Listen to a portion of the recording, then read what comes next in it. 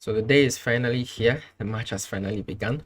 Magnus Carlsen versus Nepomniachtchi World Championship 2021 started today in Dubai. Now Nepo was playing with the white pieces. And I mean, before the first game of any World Championship, there's a lot of interest as to the openings that these players are prepared for, like the past 6 months, the kind of novelties that they will come up with over the board. And in general, they will have a strategy for the whole match, like what they will play as white, the first move they will play, as black, how they respond to each of the first moves, either E4 or D4.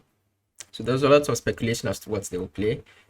It was probably not too difficult to guess that Nepo would start with 1E4. It's been his main starting move since, I think, for a long time. He's been playing 1E4. But what wasn't too certain was how Magnus would continue. Like I mentioned yesterday, in the last World Championship match, he played a Sicilian against Fabiano. But this time went back to E5. Nepo continued with knight F3, knight E6, bishop B5. Now again, this is a major branching point. You could have gone for the Berlin with knight F6, very solid but also very boring. Many people would have been very unhappy to see that move. But thankfully went A6 into the more open Spanish lines. Bishop A4 was played, knight F6, castles, bishop E7, rook E1, B5, and this is the main line, bishop B3 Spanish. Now after bishop B3, black has a sort of a branching point. There are many moves he can play here. He can play D6, he can play bishop B7, he can play knight A5. There are many moves here. But Magnus decided to go for castles. Now this move telegraphs that he had planned to play a marshal.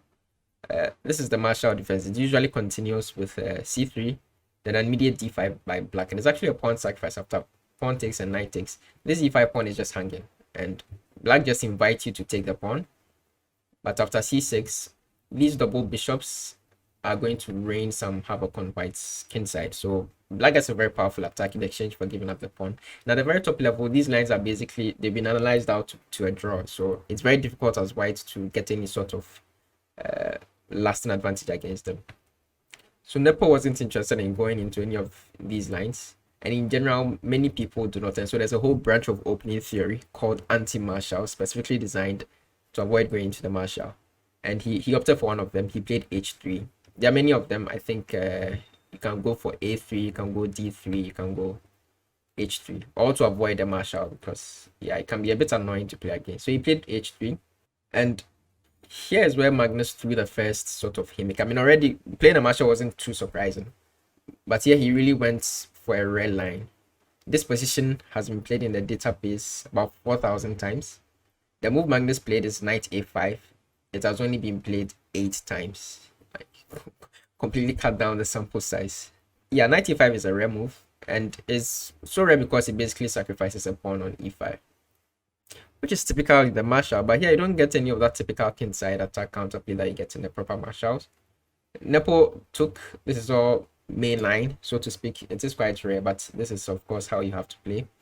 The knight took the bishop, the A pawn took back, opening up this rook on the A file, activating it a little. The bishop came to B7, hitting this pawn on E4 together with this knight. So Nepo played D3 to hold down the pawn, and then Magnus thrusts in the center with D5. And here you kind of see the point. He's down the pawn, but he has completed development. He has the bishop pair, and he's hoping to maybe someday open up some lines towards your king. As white, you've still not completed development, and you have a couple of questions to answer first regarding how you want to resolve this central thing going on. Now this was still theory, sort of. So the pawn took, queen took back, threatening checkmate in one. Hopefully they wouldn't drop that, miss that at this level. So Nepo played queen f3, which was still the main line. All best moves up to this point. And I should mention that up to this point they were playing immediately. I mean, this was all part of their prep. No one had stopped to think. So queen f3 was played. And I mean, it physically stops the checkmate threat on g2. It also kind of asks you whether you want to exchange queens. Here would be a bit premature because after the knight takes, you get a tempo on the bishop here on e7. And perhaps for that reason, Magnus played bishop d6. In out of these lines, the bishop on e7 becomes a target. But on d6, it attacks this knight. And you leave this tension with these 3 pieces facing each other just going on. And now Nepo also came up with some preps. Although this is a rare line, Nepo knew exactly what he was doing up to now. He was playing immediately. And he played this move also immediately. King f1. Clear computer prep. It's a very interesting move. The idea is to protect this rook. There are certain lines where let me demonstrate. If white were to like do absolutely nothing here and maybe play something, what can we play, maybe like knight a3. Black was threatening to just take on e5, and it's actually it just wins because he's won a piece, and you can't take his queen. You're too slow because your own queen is on priest, and the bishop is going to take you back. And if you have to take the bishop, well, this is a problem, but also the rook is just hanging with checkmate. So to solve both of these two problems, here in this position, he volunteered the move king f1, and that's how you can tell that this computer prep, like, these are moves that computer really seeing all these tactics ahead of time, and he played immediately. And so now the rook is defended, that's the point, and there's no longer any queen h2 with check. So now queen takes knight is not as strong, but it's still one of the main moves. And it seemed like Nepo expected Magnus to go into this line, but Magnus played another very rare move. Actually, in the database, this is the move that is played, the main line that is played at this point, but for some reason it seemed like Nepo wasn't prepared for it. He seemed to prepare for queen takes e5, and then after queen b2, queen h2, it's very sharp. There are all sorts of things going on. I think the queen just comes back to f3 here according to the computer, and then somehow white is slightly better, and this may have been Nepo's prep. But Magnus deviated after king f1. Magnus played rook f to b8, a very mysterious looking move at first sight. But the point is that the bishop is now defended, and so now we can actually really take the knight on e5, which means queen takes queen is now forced. So queen takes d5 is forced, and then the knight takes back, and so we transfer the position into an endgame. It's a very fascinating endgame. White is a pawn up. In exchange for that, black has a bishop pair and slightly more active pieces, better development. White still has to figure out how to love these two pieces for one thing. And the thing is that the extra pawn for white isn't very mobile, right? The extra pawn is here on the queen side. He has this 4 against 3. And because the pawns are doubled, because these pawns are doubled, the extra pawn isn't a very obvious extra pawn that can easily start, marching down the board. So black has very fine counterplay here, but he has to be careful. Now, if actually what you'd decide to do in this moment, I know a lot of people are going to play knight c3. Knight c3 actually just loses the whole game on the spot. Because the threat here is knight b4. This pawn is very awkward to defend because you haven't completed development. You have to play something like rook e2, and then just rook d8, and this knight is pinned to that rook. That rook is kind of overloaded, protecting this guy and this guy. So you try and hold it down with like an e4, but then just f6. The knight has to come back. Then you just take the rook, and then you take a pawn, and you're completely winning as black. So yeah, it's a very awkward looking move. I mean, just knight c3, but it actually just loses on the spot. So Nepo played the correct move here, bishop d2. And I should mention here that after the move rook b8, Nepo seemed to be out of prep. Like I mentioned, he may have been expecting queen takes e5. So here he started to think, to slow down a little. Perhaps Magnus was still just blitzing. So queen takes queen, Magnus took back immediately. Nepo took some time and found the queen d2. Magnus immediately played c5, which is also the main line according to the games that have been played in the database. And here Nepo took some more time, and the main continuation in the database now is knight c3. Now you can play knight c3 because now knight b4 is not too dangerous, because either of these rooks can come to the c file to defend. And I think rook ac1 is supposed to be the better one. There's always a question of which rook, and here rook ac1 is just fine, and you can try and open up the game and try and prove the worth of your extra pawn. So that was the main line. Nepo decided to go astray. He went for knight f3 instead, just bringing the knight back voluntarily, because eventually that knight is going to come back. Yeah, there's going to be some rook on the far that's going to force the knight back, and so it's better to just take your medicine quickly and then try and develop the game after that. And another kind of clever thing that it does is that it's clearly not the first move that Magnus would have looked at with the engine, and for that, in that effect, it worked very fine. So from here, Magnus also started to slow down, also had to think, and was out of prep. And he came up with the move rook d8. It's a similar idea to many of the lines that Magnus would have looked at, because I mean they both prepared these lines. And now you're going to put your rooks in the center and threaten to advance this guy, threaten to ruin black's white's pawn structure. And I mean, in general, you can tell that black still has a lot of counterplay for the pawn. So now the knight came to b3, knight b4 was played. The rook came to the c file, rook e to c1. You tell that this time rook a to c1 is not as strong as rook e to c1. There's a reason that we'll come across a bit later on in the game. The e rook rather came to c1. Rook a c8 was played, and then knight e2. So white needs to unravel, and he comes up with a nice idea to do that. The knight comes here to e2.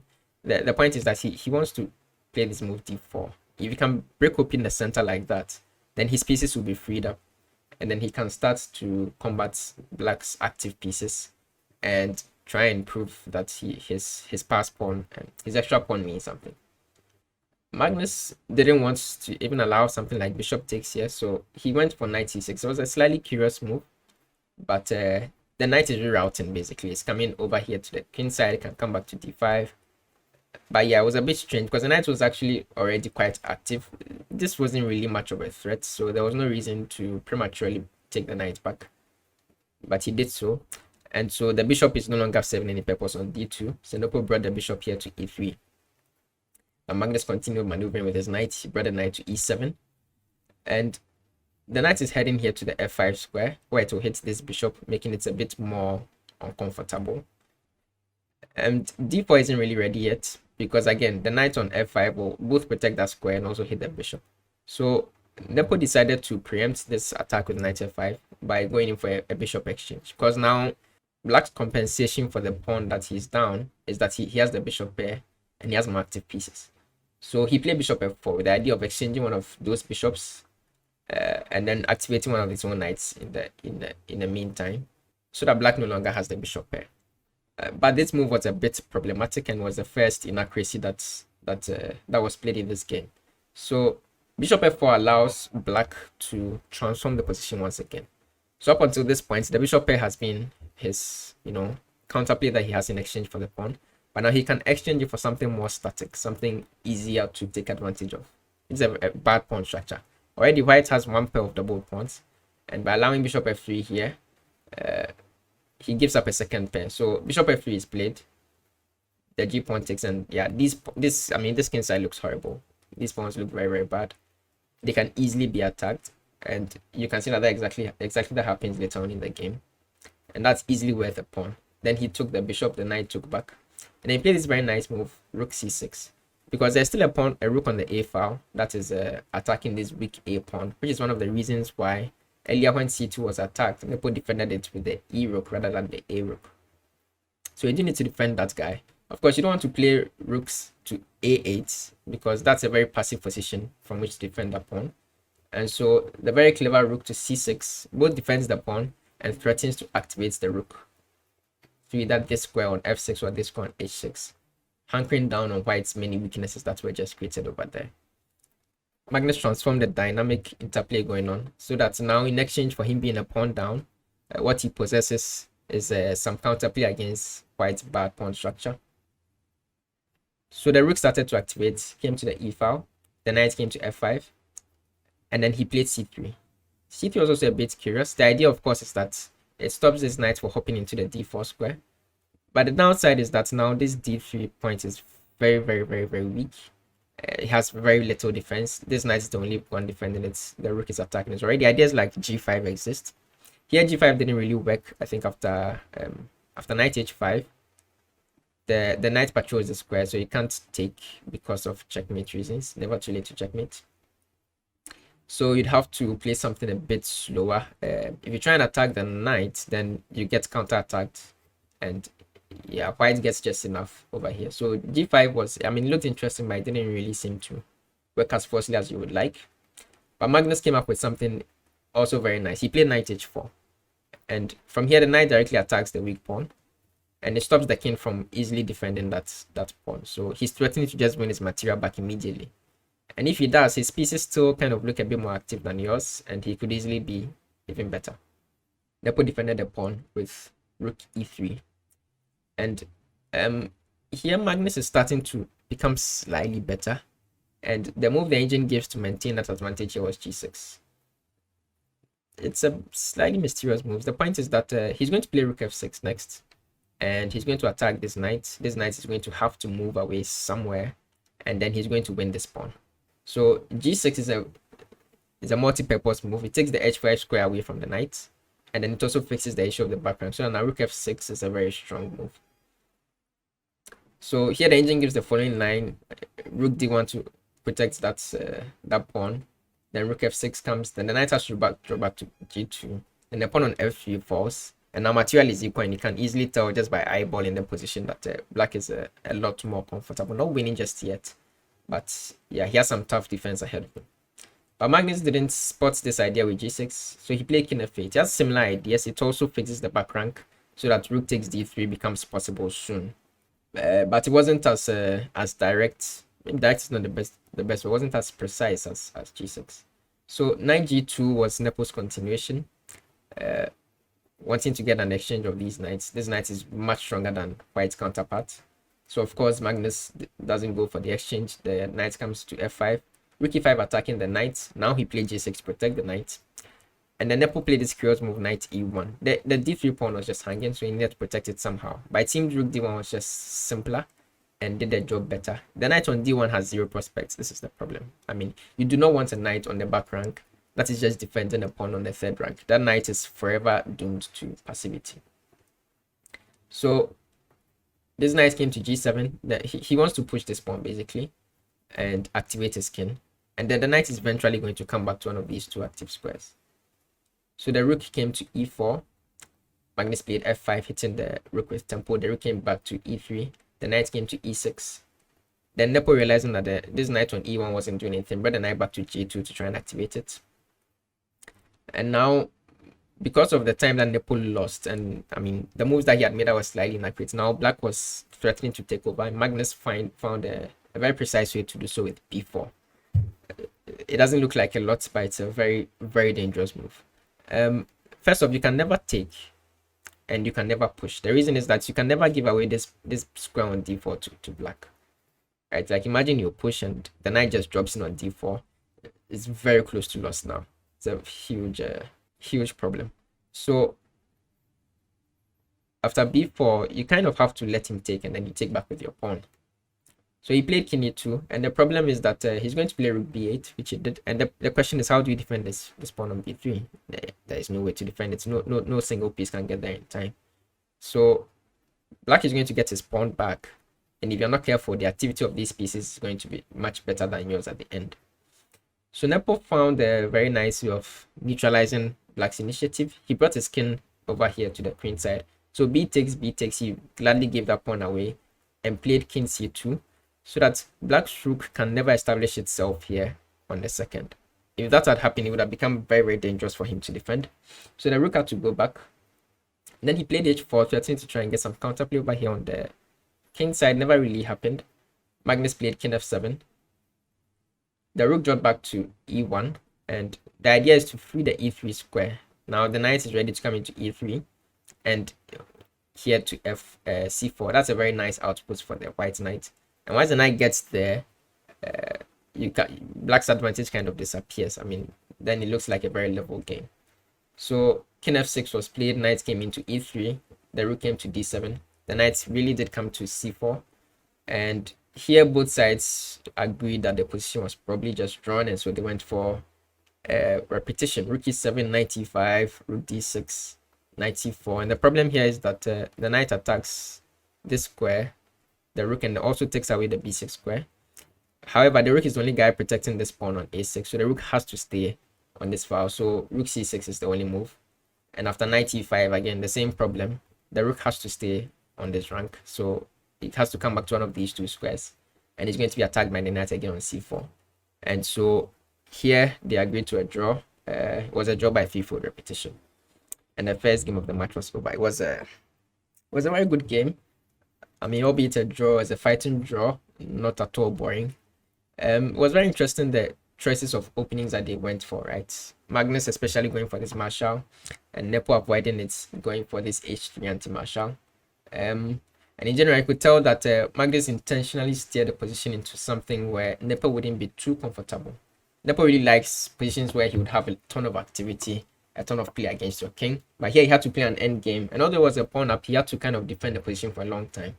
And it's the kind of position where Magnus could very easily have squeezed him and gotten a victory. So it was very clever opening preparation from Magnus. But Nepo also did well, calculated very well, and never really was in any serious danger. Although he did have white, so he would have expected to have put a bit more pressure. But I think being the first game, especially, they're both just kind of finding their feet, especially Nepo, this being his first time at playing on this stage. So all in all, both sides are probably content with the results. Nepo has the first game out of the way, and Magnus has one black game out of the way. But it is a draw. We'll move on to game 2 tomorrow. This time Magnus will have white, and it's really anyone's guess as to what he will play. He can play d4, c4, e4. Historically, I think in the World Championship matches themselves, he has played a bit more e4. I'm not entirely sure, but yeah, we are really looking forward to that game tomorrow, seeing just how much he can press as white against our challenger Nepo. So yeah, we'll try to come your way with a recap tomorrow as well. Let me know in the comments what you think the opening will be tomorrow first off, and what the result of the game will be. Catch you later. Thank you very much for tuning in. I hope you enjoyed it. Subscribe if you haven't, leave a comment, drop a like. Happy chessing, and I'll see you later.